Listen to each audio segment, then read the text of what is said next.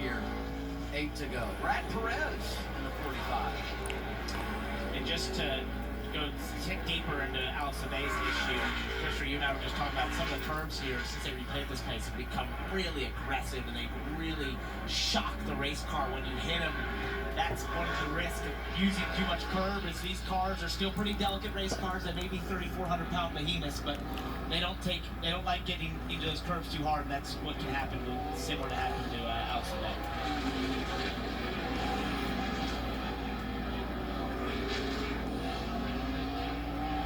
Here's the pass for the lead as Zilich and Shane Van Gisbergen continue to pass it back and forth. That was weird for all of us watching. Yeah, he let him go there. Not sure why. Do we have any radio on that? What's up with that pass, Kim? Yeah, we do have some radio. Take a listen to what Shane said about the car. Yeah, I don't think I drove it harder and the rear's just burnt off it. The balance is better, but the rear's just died. Might have to take that back out. So you heard him talk about the rears dying out this run. They'll look to make it better in the right-handers. And then, I wouldn't say he was frustrated after that, but he did ask his team more than once, 2 or 3 times, what is our tire pressure compared to the 88? He again asked multiple times. He finally got an answer. Corey Shea telling you very similar. We're about 1 pound less in the left rear. Well, that shows you his feel, because I believe, Kim, earlier in the race, you mentioned how he felt like the left rear was low on air pressure to start the race.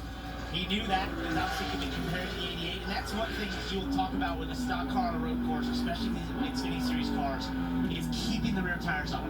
That's where you start to lose drive off, you lose speed, you lose the ability to put the throttle down, the car doesn't want to change direction as well, and it just saps speed.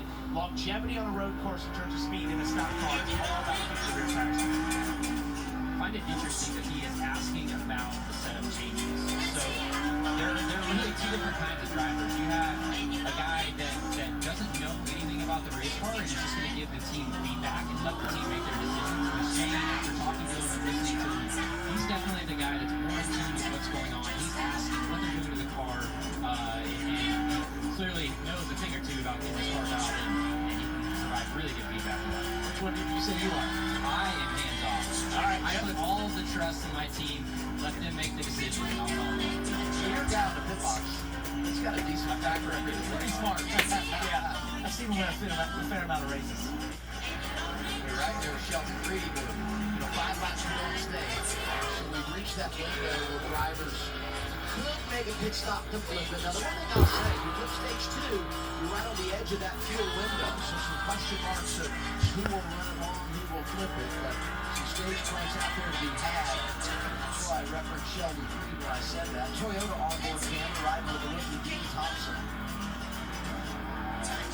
It does put you in a really tight position if you do flip this stage. I'm just sort of looking